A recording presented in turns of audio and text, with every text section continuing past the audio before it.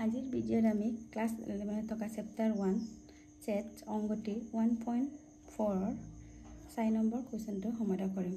কোৱেশ্চনটো আছে যদি A 1 2 3 4 দিয়া আছে, B 3 4 5 6, C 5 6 7 8 আৰু D 7 8 9 10 দিয়া আছে, তেন্তে A union B, A union C, B union C, B union D, A union B union C, আকৌ A union B union D, আকৌ 7 নম্বৰটো B union C union D উলিয়াবলৈ কৈছে।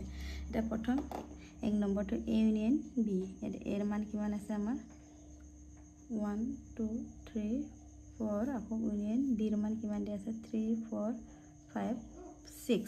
ইউনিয়ন বুলি ক'লে আমাৰ কি আছিল A আৰু B ৰ গোটেইখিনি মানখিনি কি হ'ব, এইটো 1 আছে 2 আছে 3 আছে 4 আছে আৰু 5 6।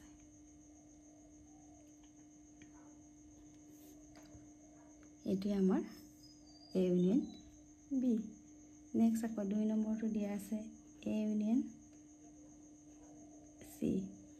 এৰ ভ্যালু আমাক কি দিয়া আছে 1 2 3 4, আকৌ C ৰ ভ্যালু আমাক কি দিয়া আছে 5 6 7 8। এতিয়া A ইউনিয়ন C কি হ'ব, A আৰু C থকা গোটেইখিনি মৌলখিনি কি আছে আমাৰ 1 2 3 4 5 6 7 8।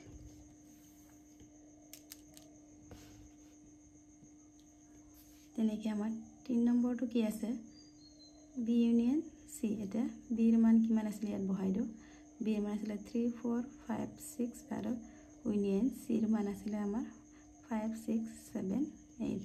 এতিয়া B ইউনিয়ন C মানে B আৰু C থকা গোটেইখিনি মৌল কি কি আছে 3 আছে 4 আছে 5 আছে 6 আছে আৰু 7 আছে 8। এইটোৱে আমাৰ এনসাৰ। এতিয়া নেক্সট 4 নম্বৰটো কি উলিয়াব কৈছে B union D। B union D, B ৰ মান বহাই দিলে B ৰ মান 3 4 5 6, ইউনিয়ন D ৰ ভ্যালু 7 8 9 10। এটা B ইউনিয়ন D মানে B আৰু D ৰ গোটেইখিনি মান কিমান হ'ব 3 আছে 4 আছে 5 আছে 6, আকৌ 7 8 9 10। এটা 5 নম্বৰটো কি কৈছে আমাক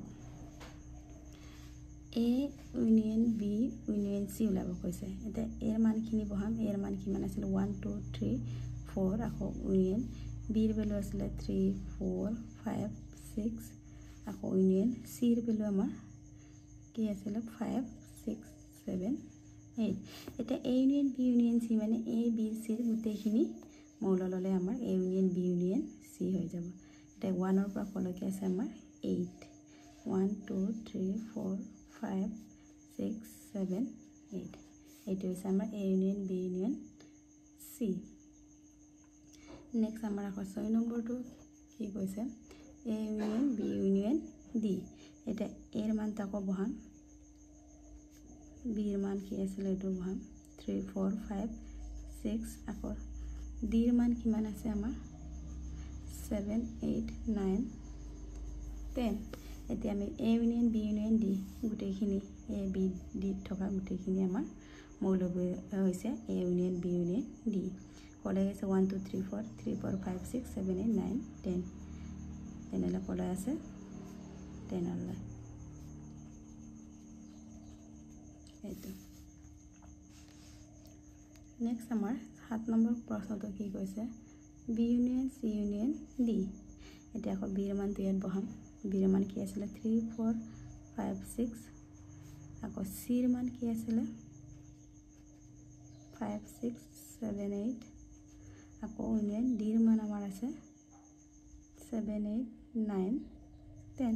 এটা B union C union D B C D ৰ গোটেইখিনি মৌল ক'ৰ পৰা ষ্টাৰ্ট হৈছে 3 ৰ পৰা আমাৰ 10 লৈ 3 4 5 6 7 8 9 10।